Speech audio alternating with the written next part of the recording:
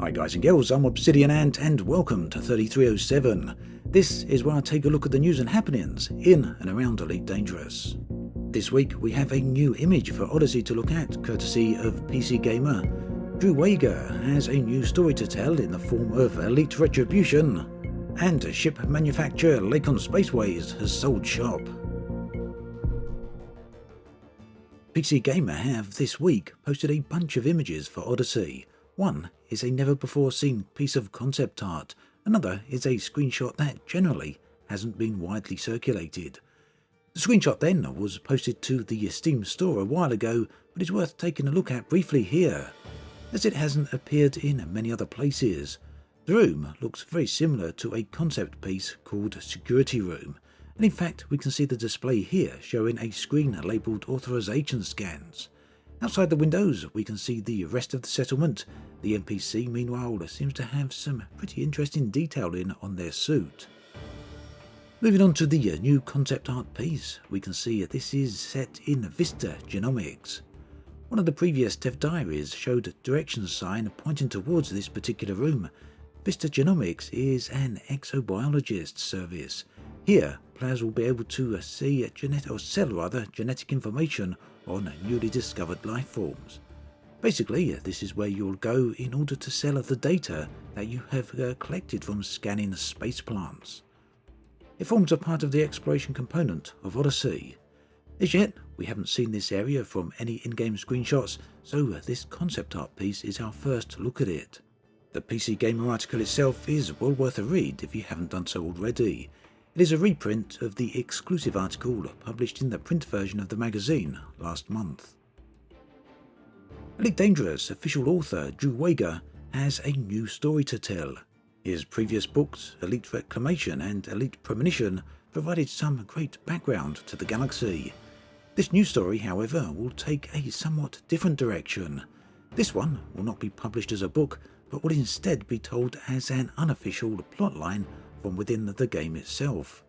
Drew has a weekly livestream dedicated to all things Elite Dangerous, and these regularly focus on lore. The new story then, titled Elite Retribution, will be told via the livestreams and inside the game. It's certainly an interesting premise. Do check out the links in the video description where Drew has provided all the details. Elite Dangerous YouTuber extraordinaire, the Buur Pit, has recently released an excellent video showcasing some rather stunning locations within the Elite Galaxy. As usual, the footage and camera work is to exceptional quality, captured by the great Rini, who co-produces the video content for the channel along with Buur himself. You can see some clips of the video playing right now, but I highly recommend you checking out the full thing. You know where to find the link.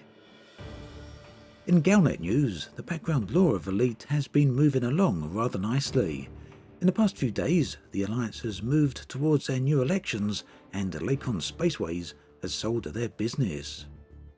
The Alliance then, currently ruled by Prime Minister Mahon, is set to soon conduct their elections. Mahon has currently served in the position since 3301. According to the law, Alliance elections should be conducted every 6 years, so this appears to be happening on schedule.